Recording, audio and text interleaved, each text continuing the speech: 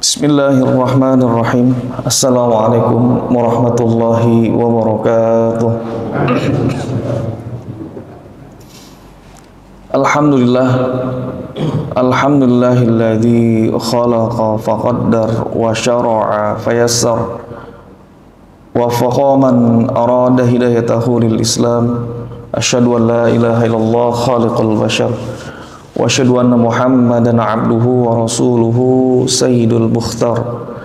Allahumma salli wa sallim ala habibina wa syafi'ina wa maulana Muhammadin ibni Abdillah wa ala alihi wa sahbihi wa man tabi'ahum bi ihsanin ila yaumil mahsyar. Amma ba'd. Hadratal muhtaramin, para asatid, para tokoh, para hujjaj, bapak-bapak yang insyaallah pada kesempatan subuh hari ini diridhoi dan dirahmati Allah Subhanahu wa taala. Alhamdulillah, pada kesempatan subuh hari ini kita bisa duduk di majlis yang mulia di rumah Allah Subhanahu wa taala. Bulan ini masuk bulan Dzulqa'dah. Ada yang mengatakan Dzulqaidah. Nah, kalau orang ada Dzulqa'dah atau Qaidah, diambil dari kata-kata qa'ada yaq'udu qu'udan. Qu'ud artinya duduk. Qa'dah itu artinya yang memiliki duduk, atau maknanya orang-orang Quraisy ketika masuk bulan Dzulqa'dah ini disebutkan dalam Al-Quran kebiasaan mereka li'ilafi Quraisy, kebiasaan orang-orang, disebabkan kebiasaan orang-orang Quraisy. Mereka berpergian untuk jualan, dagang ke Syam atau ke Yaman. Syam itu 4 negara, ada Syria, Lebanon, Yordan, dan Palestina, berarti 4 itu. Kemudian pergi ke Yaman. Tapi masuk bulan Dzulqa'dah, mereka nggak pergi jualan atau berdagang, karena memang udah orang-orang Arab sebenarnya sebagian mengikuti ibadah Nabi Ibrahim, ada hajinya, walaupun sudah dicampur dengan perbuatan atau ada orang-orang Ahlul Madinah ketika mau Sofa, naik ke bukit Sofa, mereka ragu. Maka ada ayatnya, Inna Sofa wal Marwata min sya'airillah. Sesungguhnya bukit Sofa dan Marwah itu adalah masuk syiar-syiar Allah. Inna Safa wal Marwata min sya'airillah. Faman hajjal baita aw i'tamara fala junaha alaihima. Kalau mau pergi ke bukit Safa untuk sa'i itu nggak ada dosa. Maknanya apa? Dulu orang-orang ketika biasa sa'i di Safa dan Marwah ada berhala di situ. Maka orang-orang Madinah ketika masuk Islam khawatir. Maka turun ayat nggak ada dosa. Itulah haji sebelum Islam. Nah, ketika haji di bulan Syawal, jadi haji itu bulan apa Pak Haji? Yang namanya haji itu 3 bulan sebenarnya. Bapak kalau mau haji dari bulan Syawal bisa. Syawal, Dzulqa'dah, Dzulhijjah, berarti dari bulan Syawal. Kok bisa? Ada sebagian kemarin ibu-ibu ternyata yang mengira kalau haji itu datang ke tempat haji, kemudian langsung ihram, terus nggak buka kain ihram sampai tanggal 9 Dzulhijjah. Artinya, misalkan kemarin haji Pak Arifin berangkat, terus pakai pakaian ihram sampai tanggal 9 Dzulhijjah. Sekarang masuk tanggal 13 Dzulqa'dah. Sebulan full berarti.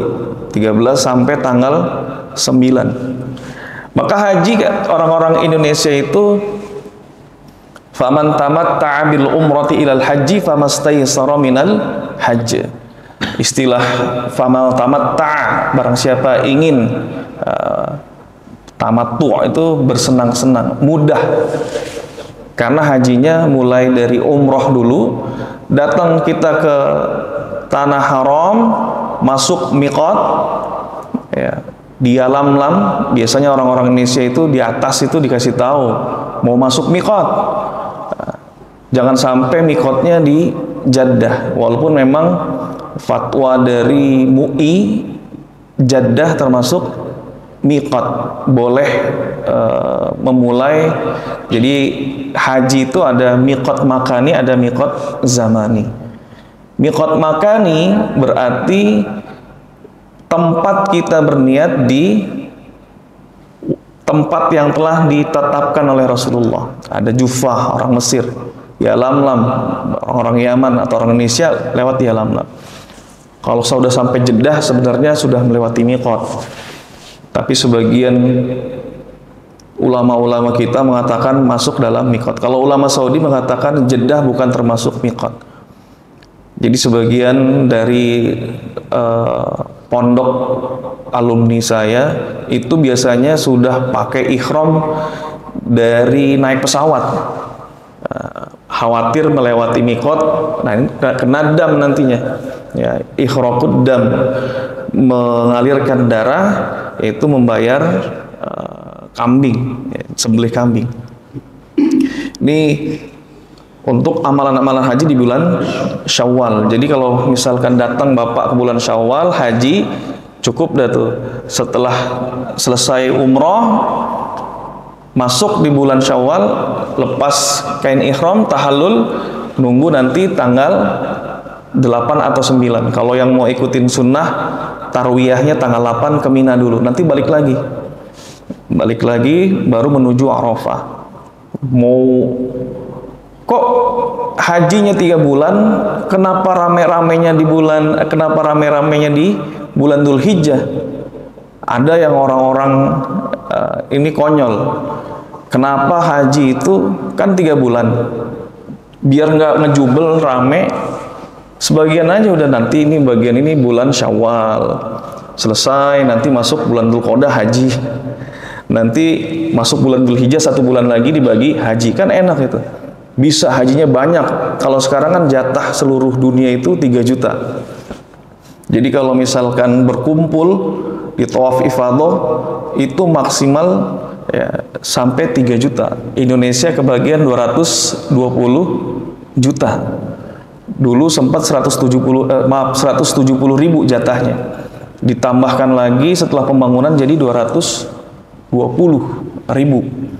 Sebenarnya kembali ke porsi semula itu. Nah, bulan Dzulqa'dah, bulan duduk-duduk atau bulan gencatan senjata. Jadi termasuk bulan Dzulqa'dah itu bulan Ashhurul Haram, bulan-bulan yang telah diharamkan. Ada para sahabat bertanya, yas'alunaka an syahril haram qul qitalu fihi kabir. Jadi yang namanya bulan haram itu kenapa disebut haram? Ada 4 bulan haram, berurutan 3 nih Pak. Yang pertama bulan Dzulqa'dah, itu bulan haram. Kemudian Dzulhijjah.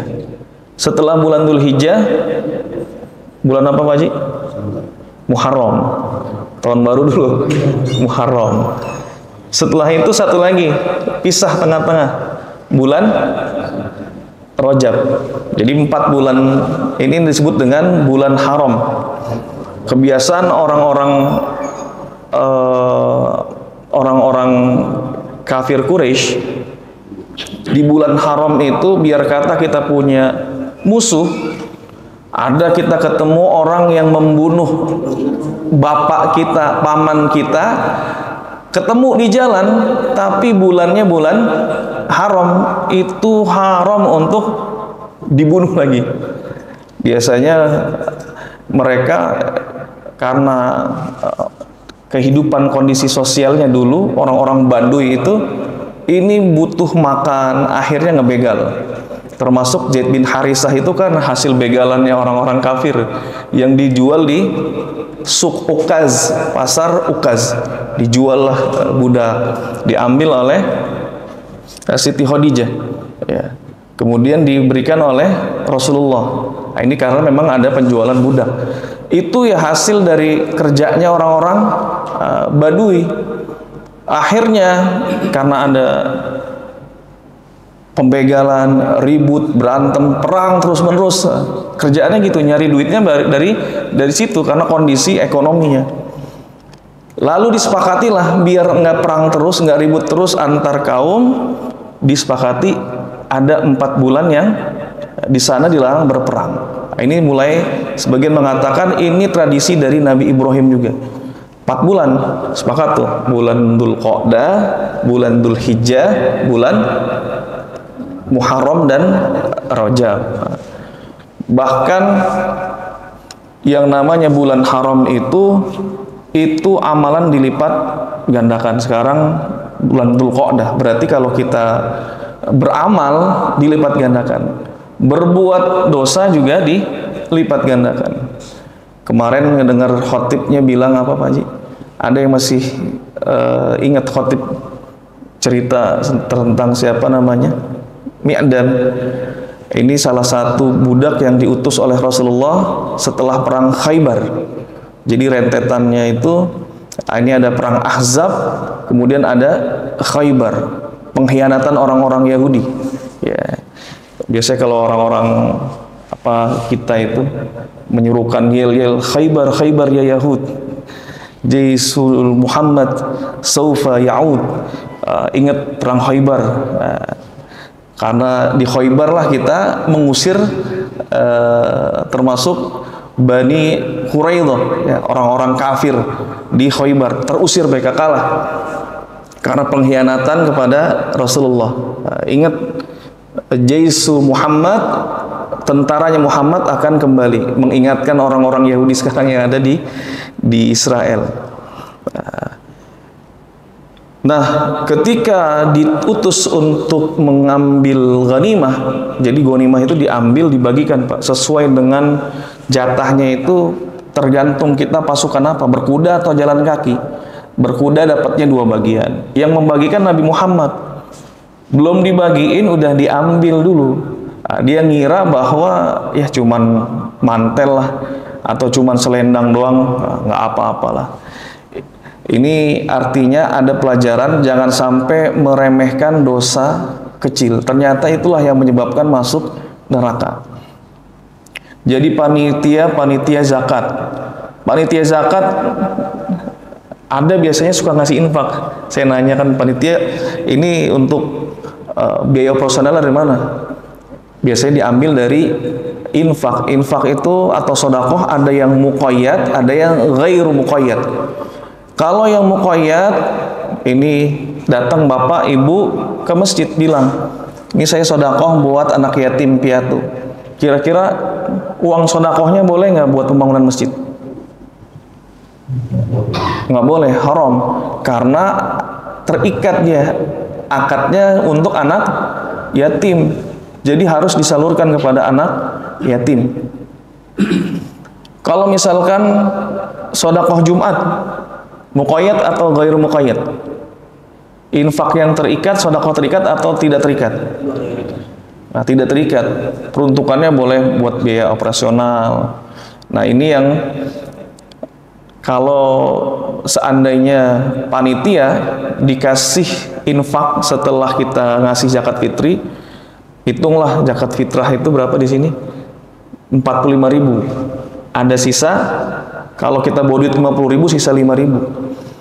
Sama panitia zakat, karena itu dianggapnya infak, sebelum dibagikan oleh ketua panitia zakat, diambillah 5.000. Ini hati-hati.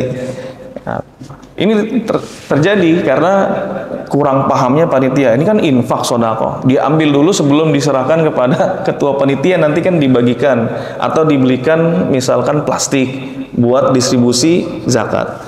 Nah, ini kadang sudah langsung dikentit sebelum dikumpulkan. Nah, ini bahaya. Maka bisa menyebabkan terhalang masuk surga. Nanti juga hati-hati dengan panitia kurban. Nah, ini insya Allah kita akan membahas fikih kurban. Akadnya seperti apa? Akad panitia kurban dengan mudhahi. Mudhahi itu artinya yang berkurban. Nah, sebelum kita masuk, kita bahas keutamaan tentang bulan haram. Ini Dzulqa'dah. Maka di bulan Dzulqa'dah disebut dengan bulan gencatan senjata, tidak ada peperangan. Kemudian tinggal duduk-duduk aja. Orang-orang kafir Quraisy tinggal duduk, nanti orang-orang datang ke bulan haji. Mereka datang ke mana? Ke Mekah, ya udah tinggal gelar lapak jualan karena sudah datang. Nggak perlu lagi ke Yaman atau ke Syam. Bismillahirrahmanirrahim. Maka ada beberapa amalan-amalan yang perlu kita kerjakan di bulan Dzulqa'dah, Dzulhijjah, bulan haji. Yang pertama, di dalam nanti maksud bulan haji, kita disunahkan untuk berpuasa. Puasa apa? Kalau puasa di kita ada puasa Arafah, ada puasa Muharram, sunnah. Ma min ayyamil amali shalih fiha ahabbu ilallah. Tidak ada hari-hari atau amal soleh di dalamnya lebih Allah cintai min hadhil ayyam, daripada hari-hari ini. Artinya ayyamul ashar, di 10 hari di bulan Dzulhijjah. Jadi 10 hari di bulan Dzulhijjah itu amal-amalan soleh ini bahkan bisa menandingi jihad fisabilillah. Kalau ada orang jihad fisabilillah kemudian dia pulang belum bawa nama, artinya meninggal dunia sampai syahid, itu masih kalah dengan amalan orang-orang yang melakukan amal soleh di bulan Dzulhijjah, di 10 hari itu, Pak. Maka sahabat nanya, qalu ya Rasulullah walal jihad fisabilillah, jihad fisabilillah juga nggak bisa nandingin amalan di bulan Dzulhijjah. Iya, kecuali illa rajulun kharaja binafsihi wa malihi thumma lam yarji' min dzalika bi syai'in. Kecuali ada orang pergi berperang, kemudian dengan hartanya dia siapin kudanya, kemudian setelah berperang nggak balik, tinggal nama doang pulang, baru bisa menandingi amalan di bulan Dzulhijjah. Jadi memang keutamaannya sangat besar. Apa saja amalan-amalan di bulan Dzulhijjah? Shaum. Kira-kira puasa apa Pak Haji? Di bulan Dzulhijjah puasanya tanggal berapa nih kita disunahkan? Ada yang puasanya di Tarwiyah, berarti 8, 9. Sebenarnya dari awal sudah disunahkan untuk berpuasa. Wa minhu shaumul ayyami tis'ah min awwali Dzulhijjah. Jadi di antara puasa sunnah itu puasa 9 hari pertama di bulan Dzulhijjah. Tanggal 1 udah bisa mulai puasa tuh. Tapi kebanyakan kita di tanggal 8 atau 9-nya.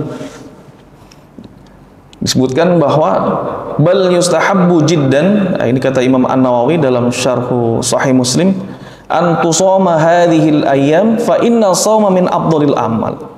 Jadi bahkan yang namanya puasa 9 hari itu yustahabbu jiddan, disunahkan banget. Nah, kalau bisa dikerjain.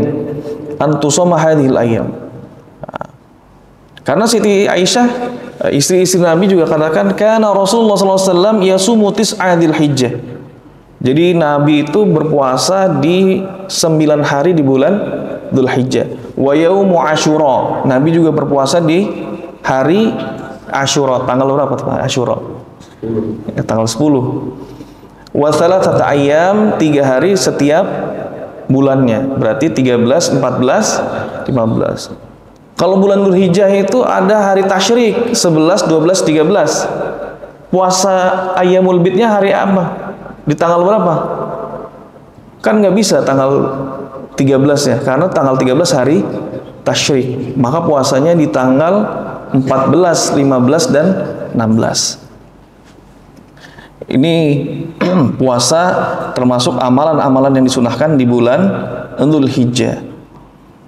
Kemudian juga haji, ini termasuk ibadah sunnah yang ditekankan di bulan Dzulhijjah.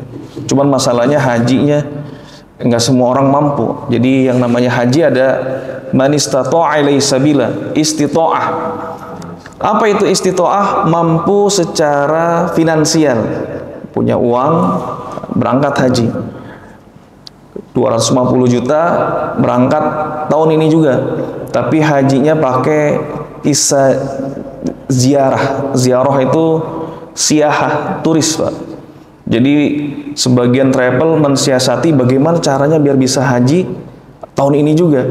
Mereka kemarin saya ngobrol sama Pak Masdir, Ustaz, tahun ini saya berangkat. Kok bisa, Pak? Iya, hajinya pakai visa ziarah, 70 juta langsung berangkat. Mungkin bapak-bapak lu enak juga ya, 70 juta langsung berangkat, kok bisa gitu ya. Bagaimana caranya? Ternyata pakai iqamahnya, visanya visa ziarah. Nanti sampai Saudi ada yang ngurus, beli tasrih. Tasrih itu surat izin hajinya ya, jadi tasrih untuk diganti tuh yang tadinya ziarah, kemudian dia beli tasrih. Ini bahayanya kalau bukan dari maktab resmi, bisa kucing-kucingan sama petugas di sana. Nah, jadi hajinya haji koboi. Nanti di Arafah nggak punya tenda, di Mina nggak punya tenda dia. Haji bener, tapi secara istitoah boleh nggak? Tergantung. Kalau nggak punya tasrih, ini hajinya sah tetapi berdosa. Ini hati-hati. Kata para ulama Syafi'i, mirip orang sholat tapi kainnya hasil gosok, hasil nyolong.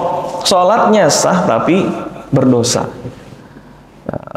Dia nggak punya perizinan. Secara izin dia tidak mendapatkan perizinan. Haji dari Filipina, visanya visa haji tapi tercantum sebagai warga negara Filipina. Ada orang Indonesia jadi warga Filipina karena kuotanya jarang diambil sama orang Filipina. Nah, pindahlah kita jadi kewarganegaraan orang Filipina, paspornya segala macam. Nah, jadi mensiasati. Bagaimana hukumnya? Bisa jadi hajinya tetap sah, tetapi secara istitoah dia belum, karena tidak mendapatkan perizinan. Walaupun zaman Rasulullah nggak ada orang mau masuk ke negara orang pakai visa. Nah, ini tapi kita harus taat aturan. Ya, ulul amrinya seperti itu. Nah, maka harus dengan visa yang berizin. Kemudian haji, alhamdulillah tahun ini ternyata Pak Arifin bisa haji juga setelah beberapa drama mau haji nggak jadi. Alhamdulillah beliau sekarang ya, tercapai juga Pak Arifin. Kita doakan mudah-mudahan selalu sehat di tanah suci, pulang menjadi haji yang mabrur. Kemudian memperbanyak zikir. Nah, ini di bulan Dzulhijjah, takbir, Pak. Takbiran itu di bulan Dzulhijjah ada takbir mutlak, ada takbir mutlak itu, ada takbir muqayyad. Takbir muqayyad itu tanggal 10, 11, 12, 13 takbiran kita. Kalau takbir Idul Fitri kan berhenti sampai dengan imam naik ya mimbar, atau ketika sholat berhenti kita takbiran tuh. Tapi kalau di Idul Adha sampai tanggal 13 sebelum maghrib, karena perpindahan tanggal itu di waktu maghrib. Nah, takbirnya dari mulai kapan Bapak bisa takbiran? Kalau takbir itu takbir mutlak bisa mulai tanggal 1. Kalau muqayyad terikat dengan sholat sunnah, terikat dengan sholat wajib. Ba'da sholat takbir, itu namanya takbir muqayyad. Nah, dalilnya apa? Wadhkurullaha fi ayyamin ma'dudat. Berzikirlah kalian dengan menyebut nama Allah dalam beberapa hari yang telah terhitung, ma'dudat. Nah, kalau Ibnu Abbas mengatakan wadhkurullaha fi ayyamin ma'lumat, yaitu ayyamul ashr. Jadi hendaklah kalian menyebut nama Allah di hari yang telah disebutkan. Ayyamul ashr, 10 hari itu. Jadi Abdullah bin Umar itu punya kebiasaan, beliau pergi ke pasar atau jalan, bapak nih jalan naik motor keluar takbir tuh, Pak. Allahu Akbar, Allahu Akbar. Takbirnya kapan? Kapan aja, mutlak. Jadi selama 9 hari atau 10 hari itu bisa bertakbir. Jarang orang takbiran. Naik mobil, takbiran. Jalan, nganterin istri ke pasar, takbir. Allahu Akbar, Allahu Akbar. Mulai dari tanggal 1. Ya. Jadi ini kebiasaan para salaf seperti itu. Termasuk juga yang dipraktekkan oleh beberapa sahabat. Wa kana Ibnu Umar wa Abu Hurairah yakhrujani ila suq fi ayyamil ashr. Jadi Ibnu Umar dengan Abu Hurairah itu keluar di waktu 10 hari bulan Dzulhijjah. Kemudian yukabbirani, dua-duanya bertakbir. Allahu Akbar, Allahu Akbar. Ya. Walaupun nadanya kita nggak sepakat, tapi kalau Asia nadanya sama. Cuman kalau orang-orang Arab, coba Bapak perhatikan takbirnya orang Arab beda. Nah, nggak kayak kita. Memang ada seperti kesepakatan tidak tertulis. Takbirnya orang Asia Tenggara, Malaysia, Indonesia, ya, termasuk yang Melayu, Thailand, Patani, sama takbirannya. Nadanya Allahu Akbar, Allahu Akbar. Kalau mereka Allahu Akbar, Allahu Akbar, Allahu Akbar. Ini beda-beda. Tapi intinya bertakbir. Wa yukabbirun nasu bitakbirihima. Akhirnya orang-orang ngikutin takbirnya Abdullah ibnu Umar. Jadi termasuk sunnah-sunnah di bulan Dzulhijjah bertakbir juga.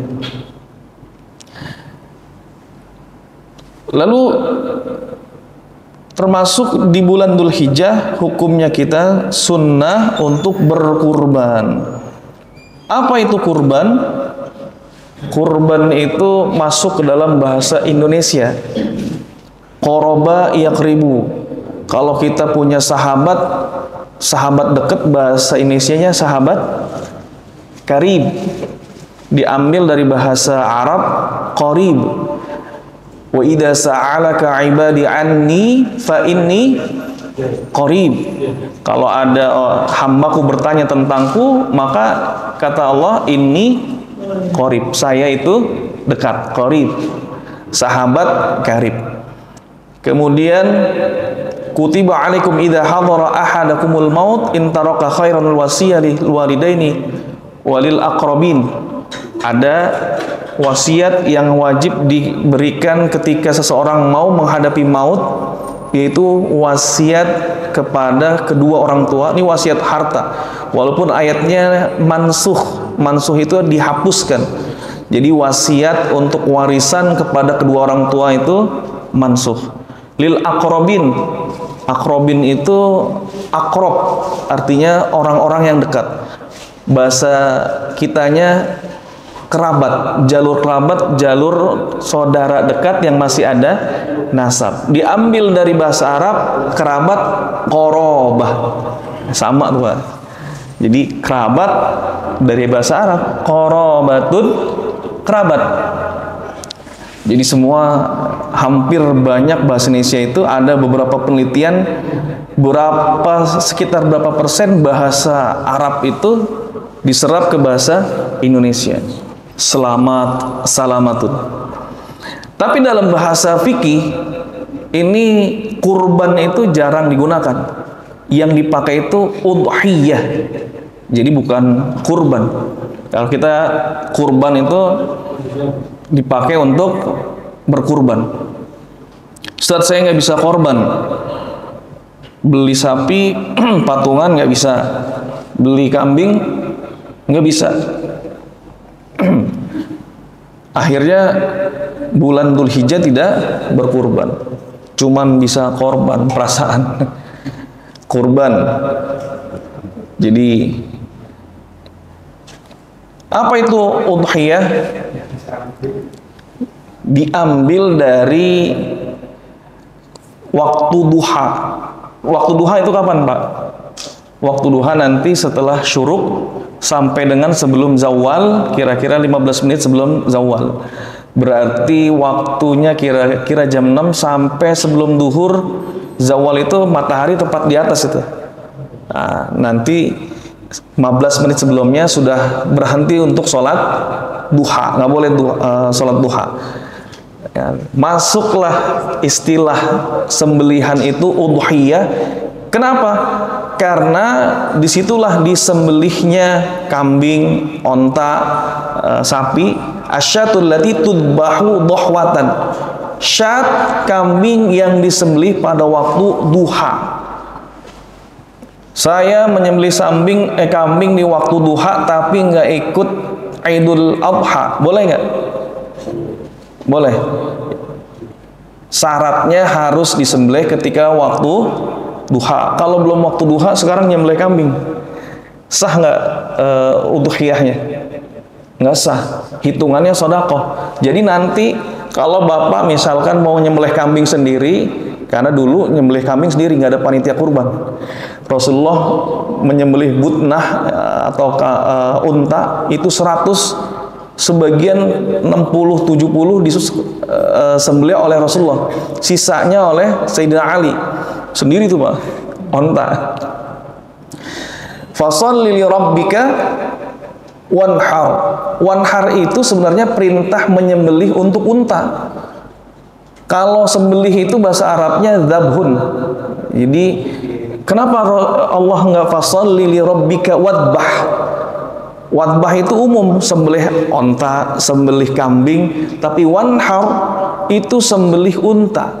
Artinya kita diperintahkan untuk memaksimalkan penyembelihan. Yang terbaik di antara yang lain adalah nyembelih antara sapi, onta, kambing. Afdolnya mana Pak?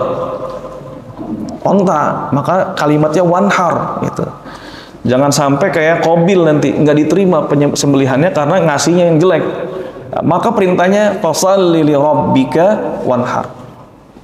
Maka pengertian udhiyah itu asyatul lati tudbahu dohwa, kambing yang disembelih pada waktu duha. Jadi harus waktu duha.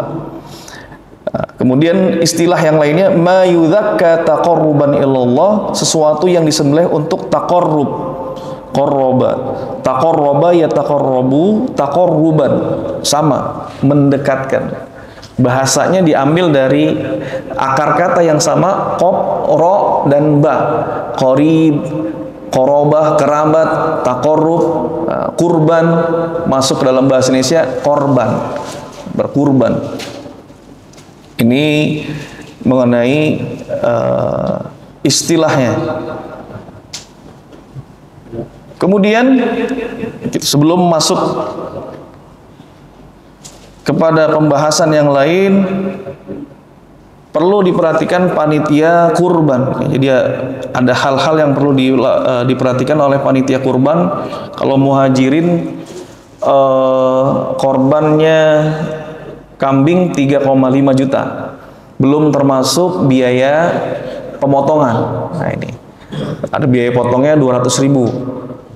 Sapi 3,5 juta. Akadnya akad apa? Apakah akad simsaroh, yaitu akad broker, atau kita pakai akad wakalah bil ujroh, ngasih, mewakilkan sesuatu kemudian kita kasih upah? Yang terjadi kemungkinan besar akadnya adalah akad simsaroh atau samsaroh.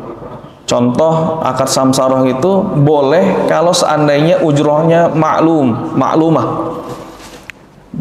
BKM nyari vendor sapi, ketemulah misalkan, oh ini nih dapat kita, harganya berapa? Atau kambing harga 3 juta. Kemudian harga 3 juta dari si pemilik sapi, dia katakan terserah dah mau ngambil berapa aja untungnya. Akhirnya diambil kesepakatan ngambil untuk 500.000. 500.000 itu keuntungan yang diambil oleh DKM atau panitia kurban. Untuk upahnya nanti kira-kira buat panitia kurban. Diambil lagi keuntungan setelah itu untuk biaya kepada si mudhohi atau kurban biaya pemotongan. Biasanya kalau di Mujahidin berapa Pak Ji? Biaya pemotongan 200.000 ada. Berapa ya Ji? 300 ya. Berarti kalau 3,5 masih ngasih lagi 300.000 kan? Ya, biaya untuk distribusi buat ngulitin 300.000.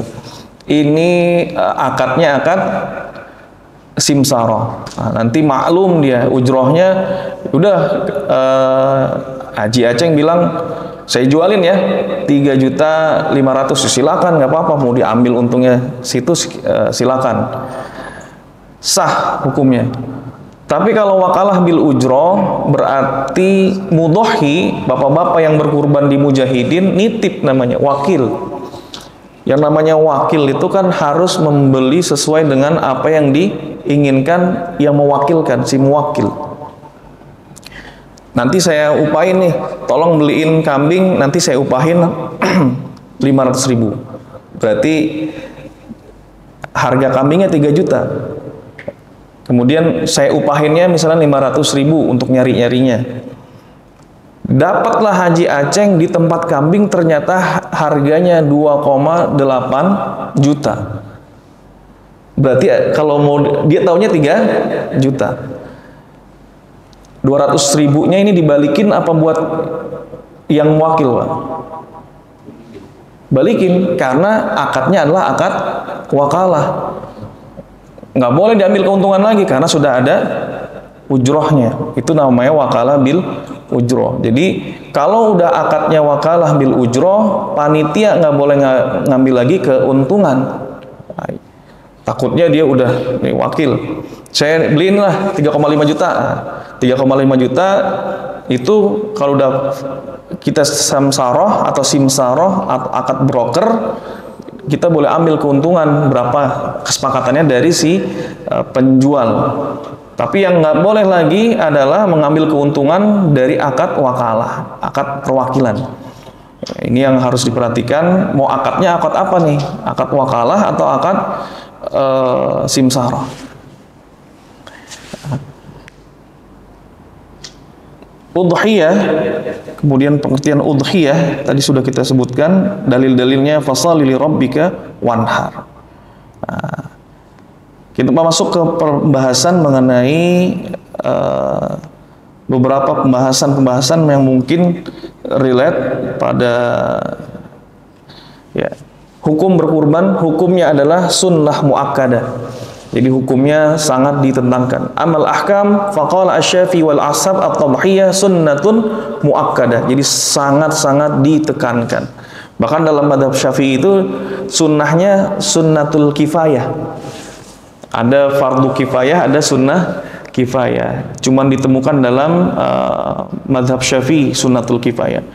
Bapak kalau sholat jenazah itu hukumnya fardu kifayah. Artinya kalau sudah ada yang menyolatkan, kewajibannya gugur. Dalam menyembelih ada istilah sunnah kifayah. Kalau seandainya satu keluarga diwakili oleh suami yang menyembelih, maka yang lainnya tidak perlu lagi menyembelih, cukup. Artinya cukup mewakili, syiarnya satu sudah.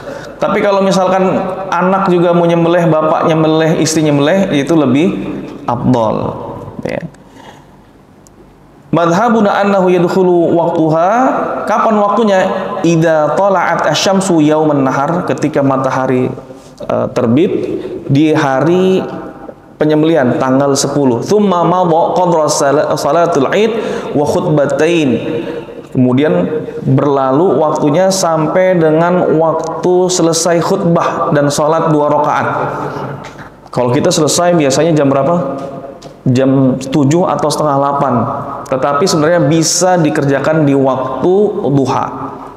Fa idza dzabaha ba'da hadzal waqti ajza'ahu. Kalau nyembelihnya setelah waktu ini, waktu khutbah dan sholat 2 rakaat Idul Adha, maka sah hukum berkurbannya. Wa ama akhir waktuha wa ma akhiru waktiha, adapun akhir penyembelihan berkurban itu kapan? Dalam nasnya Imam Syafi'i wal ashab ala annahu yakhruju waqtuha waktunya sudah tidak boleh lagi bi ghurubi syamsi yaumits tsalis min ayyamit tasyrik, di hari 13 maghrib. Bapak punya uang tanggal 12 atau tanggal 13 baru punya rezeki. Belilah kambing di tanggal 13. Tapi nyembelihnya setelah maghrib, sah nggak Pak? Enggak. Jadi sembelihnya di sebelum maghrib masih bisa. Nah, Ustadz, saya ngutang aja deh, biar bisa nyembelih hutang, atau ada istilahnya arisan kurban ya. Bolehkah kita berhutang untuk berkurban? Kalau kata Syekh Utsaimin, idza kana ar-rajulu laisa 'indahu qaimatul udhiyah, nggak punya duit buat berkurban, fi waqtil 'id, pada waktu Id, lakinnahu ya'malu an sayahsila 'ala qimatiha an qurbin, cuman dia ngerasa saya punya duit sebenarnya, tapi nanti itu pas gajian, kebenaran korbannya tanggal 15, masih jauh nih buat gajian. Saya ngutang dulu aja lah. Kalau ada sesuatu yang bisa dipastikan untuk membayar hutangnya, karena kita punya gaji sebagai karyawan, maka dia boleh ngutang untuk berkorban. Cuman kalau nggak ada jaminan, dia nggak punya gaji, ya nutup mata, yang penting gua beli korban sekarang, ngutang sama siapa aja, terserah dah kapan bayarnya dah. Nah, ini yang nggak boleh. Jadi harus sebenarnya dia punya gitu. Ya'lam idza tasallama ratibahu sahila alaihi taslimal qimah. Jadi kalau dia punya keyakinan dan tahu bahwa dia punya gaji yang bisa dibayarkan, boleh. Kalau enggak boleh. Ya, utang. Sama juga seperti akikah. Itu kalau bisa menghutang, berhutang lah. Ini waktunya. Kemudian niatnya boleh nggak? Takdimun niyah, mengawalkan niat berkorban sebelum hari penyembelihan. Hari sembelih tanggal 10, 11, 12, 13. Masuk tanggal 1 niat korban. Niat saya berkorban, maka sudah mencukupi. Tajdidun niyah, mengulangi niat lagi nggak ketika kita tanggal 10? Nggak perlu. Karena yang namanya puasa juga ada takdimun niyah, mendahulukan niat. Puasanya wa kulu washrabu hatta yatabayyana khaytul abyadu minal khaytil aswadi minal fajr. Mulainya itu ketika waktu subuh puasa. Tapi takdimun niyah, memajukan niatnya ketika malam hari, tabyid namanya. Bapak-bapak, ibu-ibu, mari kita niat puasa. Imam suka ngasih arahan tuh, biar nggak lupa sebenarnya. Ulama-ulama kita itu bikin itu biar kita nggak lupa. Walaupun hakikat niat adalah dalam hati. Nanti niat tuh, udah tuh.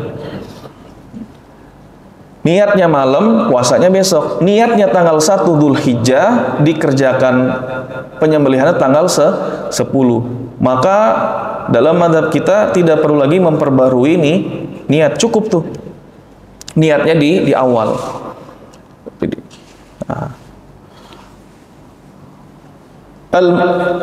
Tuji usyatu an wahid wala tuji an aktsari min wahid. Jadi yang namanya kambing itu hanya sah dimiliki untuk satu orang, diniatkan juga. Kalau diniatkan pahalanya untuk keluarga bisa.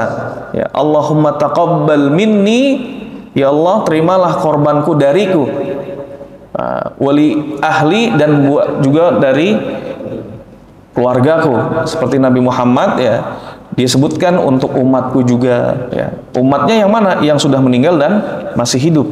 Nanti dari sinilah ulama terjadi perbedaan pendapat mengenai niat berkurban untuk orang yang meninggal dunia. Bapak punya ibu udah meninggal, pengen nyembelih buat orang tua, kira-kira bisa nggak?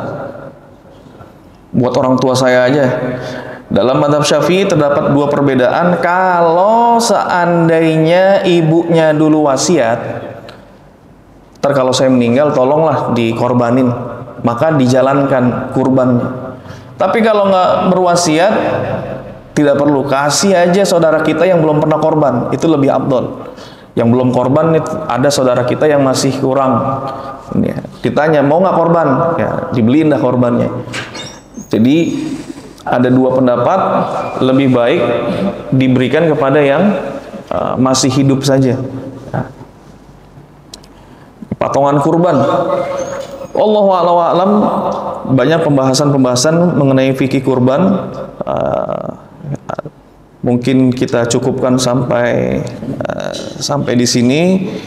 Kita buka sesi pertanyaan. Kalau ada yang ingin bertanya, kami persilahkan. Kalau tidak, kita cukupkan. Ya. Ya. Silakan Pak Haji. Waalaikumsalam warahmatullahi wabarakatuh. Bagaimana caranya tata laksana kurban bagi yang ingin berkurban Ustaz, untuk pelaksanaannya, kemudian tata laksana untuk penentuan kurban. Kemudian begini, kalau mau berkurban itu, apakah kita berkurban itu ada hal-hal yang patut kiranya untuk dilaksanakan, ya, dengan sunnah. Itu juga dengan sebaliknya, karena selama ini di mana yang saya lihat kalau sudah berkurban itu terkesan ya kelihatan itu ya potong aja gitu. Jadi tidak terlihat semacam adab dan ketentuan bagaimana tata laksananya. Ya, mungkin di dalam fikih itu tidak ada, mungkin ya. Saya juga tidak tahu, cuma ini saya bertanya saja. Ya. Jadi saja Ustaz, makasih banyak. Assalamualaikum warahmatullahi wabarakatuh. Waalaikumsalam warahmatullahi wabarakatuh. Bagaimana tata cara bagi kita yang ingin berkurban? Disunahkan bagi kita untuk mulai tanggal 1 sampai dengan hari berkurban. Ini disunahkan bagi yang berkurban. Dalam mazhab Syafi'i ada bentuk larangan. Larangannya makruh tanzih, tidak sampai kepada haram. Kalau sebagian mazhab seperti mazhab Hambali masuk ke dalam haram untuk memotong kuku, memotong rambutnya, kemudian memotong segala jenis bentuk yang tumbuh. Bahkan ibet itu, mohon maaf, ketiak, bulu ketiak, bulu kelamin, ini baik dipotong, dipecahkan kukunya, atau dibakar untuk kalau kita ngelihat ada orang India nyukur rambut pakai dibakar tuh. Jadi dibahas juga dibakar, nggak boleh dipotong, nggak boleh. Pertama itu sunnahnya seperti itu untuk yang mudhahi, berkurban. Sampai bahkan ada larangan nggak boleh haram, sampai haram. Kalau di Syafi'i hanya bentuknya makruh. Kalau bisa jangan sampai dipotong, mulai itu. Makanya sebelum tanggal 1 udah potong kuku. Biar kalau lupa motong kuku panjang 2 minggu berarti sampai tanggal 10, hampir 2 minggu. Ini pertama untuk orang-orang yang berkurban. Kemudian dalam berkurban kita pilih juga yang afdol. Afdol yang mana?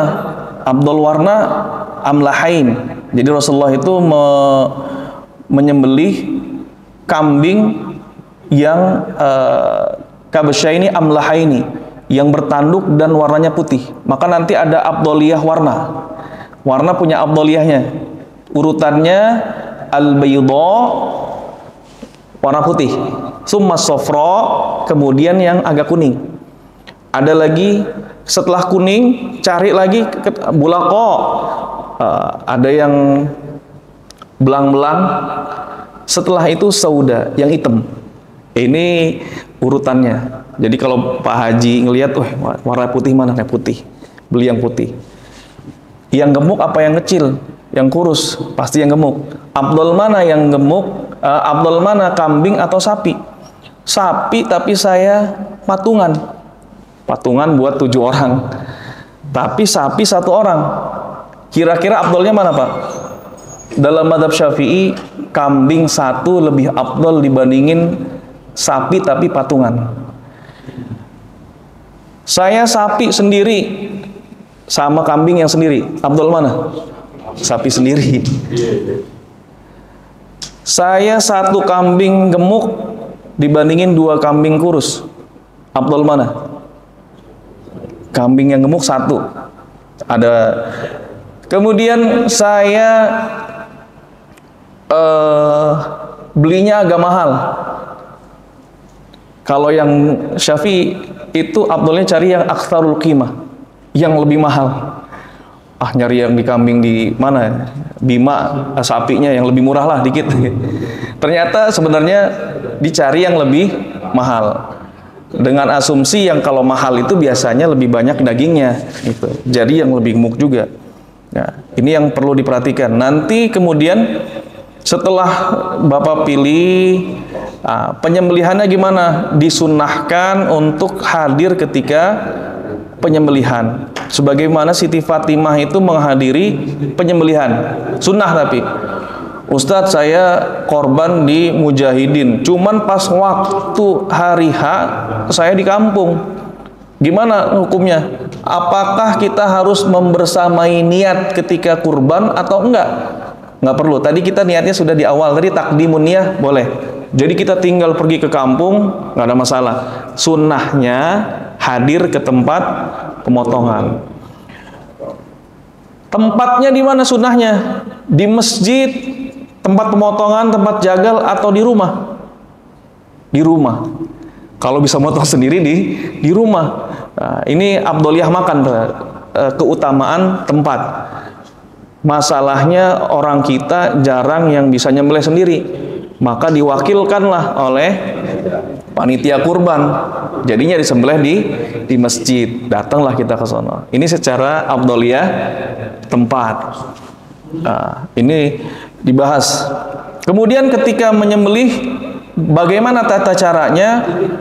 Nanti kambing misalkan dihadapkan kiblat, kemudian di atas sebelah kirinya. Hampir beberapa tukang jagal itu nanti panitia ingetin, sunnahnya madhab kiblat, Pak. Ini yang sebelah kiri. Sebelah kiri diikat kakinya 3, yang kanannya dilepasin 1. Yang kanan tuh. Jadi 3-3 diikat. Kemudian ketika disembelih, kaki Rasulullah itu menginjak lehernya. Bagian mana yang putus? Nanti dalam mazhab Syafi'i ada 2 yang putus. Hulkum. Hulkum itu tenggorokan, aliran napas. Wadjain, 2 aliran darah. Yeah. Ada wadjain, ada ulkum, ada mari. Urat saraf nih, yang kanan kiri. Kalau mari itu sambungan ke lambung, tempat makan. Itu madhab Syafi'i. 2 harus putus, sama hulkum yang tenggorokan harus seputus. Yang disebut dengan halal itu ketika tadi saluran itu terputus ketika sembelih. Bismillah, ada tambahannya bersalawat, kemudian berdoa, Allahumma taqabbal minni. Ya, Allahumma taqabbal minni. Ya Allah, terimalah kurban ini dari saya. Kalau kita motongin orang, Allahumma taqabbal an Haji Hasan misalkan. Itu kalau nyembelihin orang. Panitia ketika dia berkurban, kita kurban, nama kita nggak disebutin. Allahumma taqabbal an Haji Muhaimin. Tapi dia nggak Allahumma bismillah dong, red aja. Allahu Akbar. Gimana kira-kira, Pak? Sah nggak? Sah. Jadi panitia ketika berkurban, dia lupa nama yang berkorban, nggak ada jadi masalah. Cuman bagusnya disebutin si pengkurbannya. Nah, ini kalau sunnahnya ketika berkurban. Sekarang sunnah pembagiannya. Sunnah pembagiannya sebenarnya kita punya hak 1/3. Thuluts lil mudhahi, 1/3 untuk kita. sepertiga lil fakir, sepertiganya untuk orang-orang fakir, sepertiganya lil qarabah, sepertiga untuk kerabat. Kaya kasih untuk silaturahim. Jadi sunnahnya itu dalam madhab Syafi'i di sunnahnya dibagi 3, sepertiga buat kita, sepertiga buat yang fakir, sepertiga lagi buat orang kaya kasih. Kalau dikasih semuanya boleh, nyicipin sedikit boleh. Yang menjadi permasalahan itu kadang-kadang mudhohi minta, nanti tolong pahanya buat saya ya. Peraturan di sini Bu, yang namanya berkurban itu dia dibaginya sekitar berapa sih? 5 kilo atau berapa? Kalau dia sapi dapat berapa kilo? 2 kilo. Dia minta misalkan sepertiga berapa?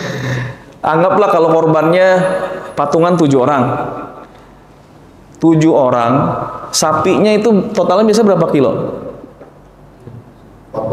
Kotornya 300 berarti punya bersihnya 150 ya, berarti bersih 150, sepertiganya 50 jatah pengkurban ya. 50 dibagi 7, 50 bagi 7 berapa?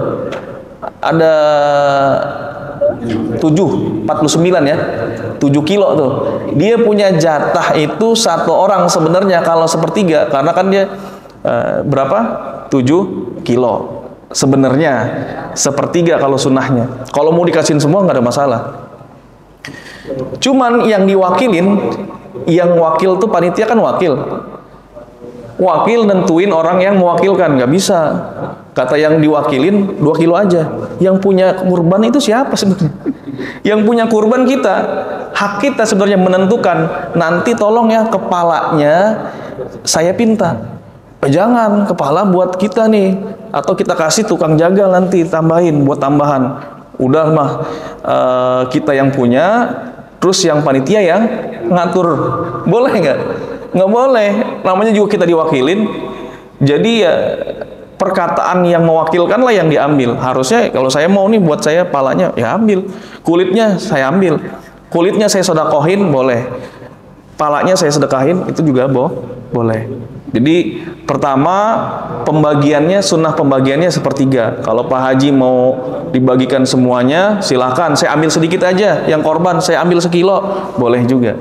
Tapi panitia harus tahu mereka itu berhak menentukan siapa yang dikasih. Bukan panitia yang menentukan, kecuali sudah diserahkan semua. Datanglah, udah saya korban, terserah panitia mau kasih, mau mau buat siapa aja boleh. Dan panitia juga jangan sampai ngentit sebelum pembagian.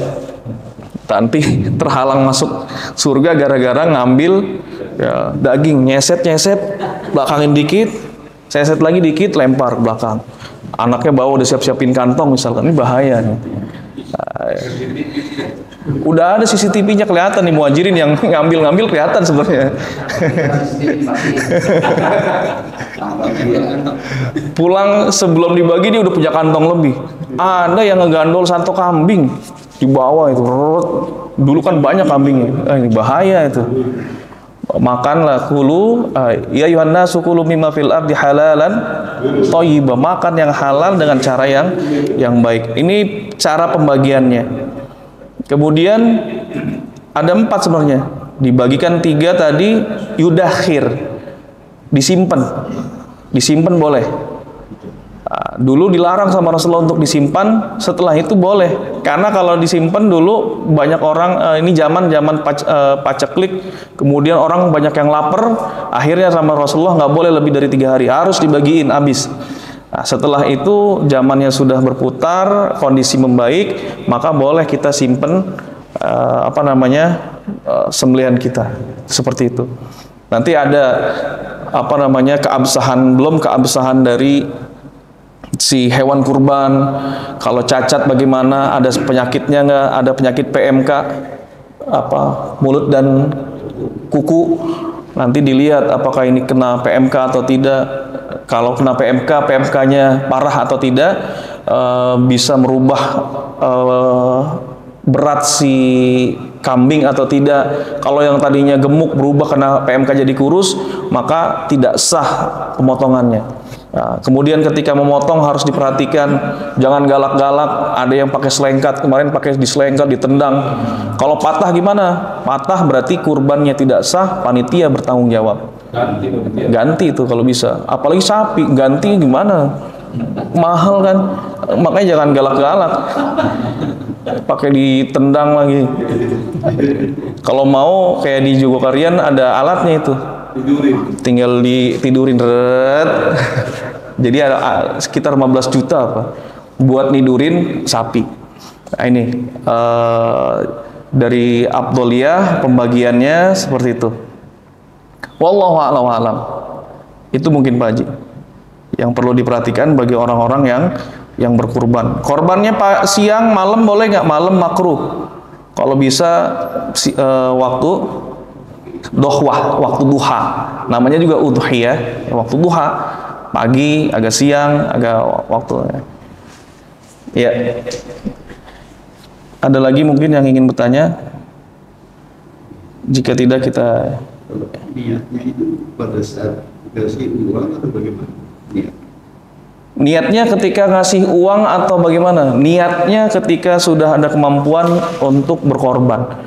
Masuk di waktu tanggal 1 sudah ada uang, ya udah kita niat untuk berkorban, beli hewannya beli, kemudian diserahkan. Kalau diserahkan tanggal 1 kesian panitia sebenarnya. Nanti panitia beliin mungkin biasanya berapa Ji? 14 hari. 14 hari. Udah dibelikan ya? Supaya biasanya sebelumnya. Iya. Sebelum saya biasanya. Jadi kalau Pak Haji ngasihnya 14 hari sebelumnya, nanti tanggal 1 Dzulhijjah diniatin. Niat, walaupun uangnya sudah dikasihkan, nah, masuk bulan Dzulhijjah, bulan haji, niat untuk berkurban gitu. Sudah terhitung niatnya. Kalau itu kan wajibnya 7 orang ya. Wajibnya 7 orang untuk sapi. Kalau misalkan yang ada 9 orang, terus dengan sapi ini boleh nggak? Oh, iya. Bagaimana kalau kita patungan sapi? Jadi patungan sapi itu ajza'a lil baqar sab'an. 7. Kalau butnah gimana? Butnah itu onta. Ada yang mengatakan ashroh, 10 orang untuk onta. Ada yang mengatakan 7 orang. Jadi kalau onta nih Pak Haji. Kalau sapi buat 7 orang.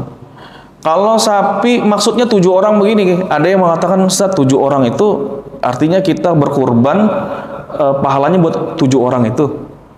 Atau enggak? 7 orang itu kepemilikan. Kambing itu untuk 1 orang, tapi untuk diniatkan pahalanya buat ahli keluarga juga mencukupi. Cuman kepemilikannya siapa nih kambing? Maka harus jelas. Perusahaan Pelindo ngasih kambing atau sapi ke mujahidin atas nama perusahaan. Maka sapinya tidak sah jadi kurban karena nggak ada kepemilikannya. Ini milik siapa?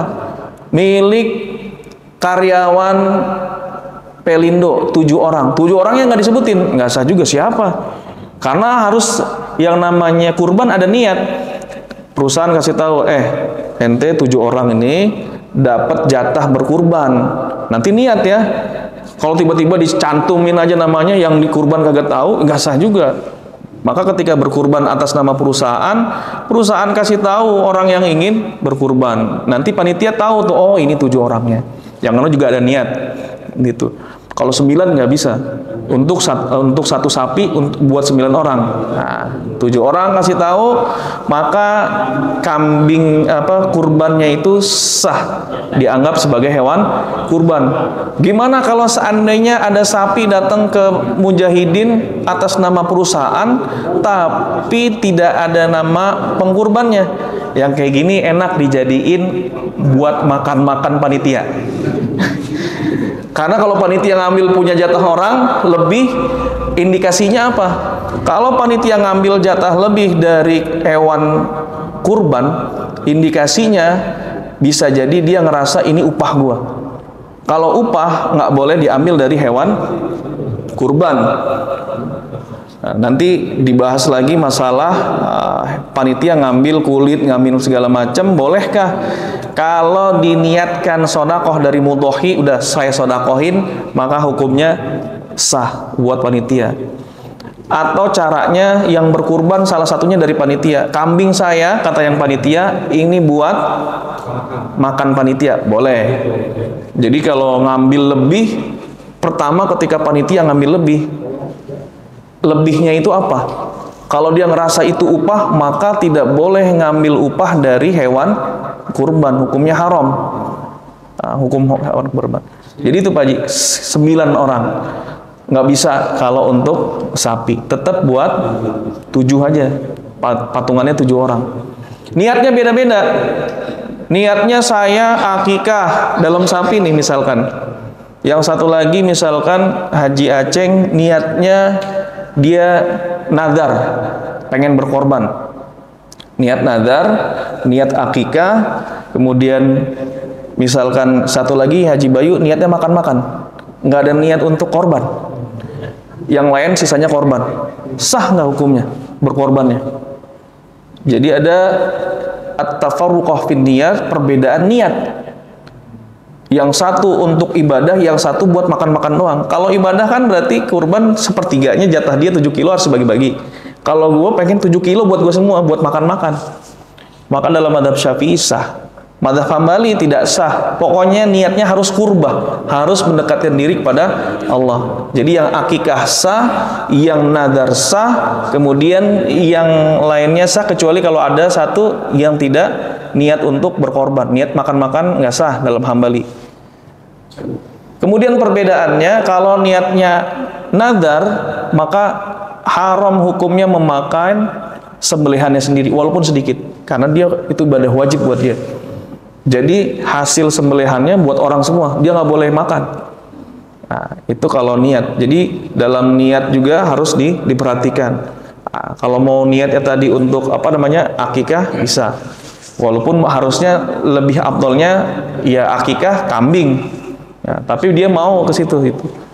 Para ulama bahas bahwa akikahnya sah. Wallahu a'lam. Ya. Kita rasa cukup. Ada lagi yang ingin tanya? Jika tidak ada, kita cukupkan untuk kajian kurban pada kesempatan pagi hari ini. Astagfirullahaladzim, mohon maaf atas segala kekurangan, kehilafan. Mudah-mudahan apa yang kita bahas ini bisa diterapkan di masjid-masjid, baik di muhajirin ataupun di mujahidin. Sebelum kita tutup, mari kita akhiri dengan doa kafir majlis. Subhanakallahumma bihamdika asyhadu an la ilaha illa anta astaghfiruka wa atubu ilaik. Assalamualaikum warahmatullahi wabarakatuh.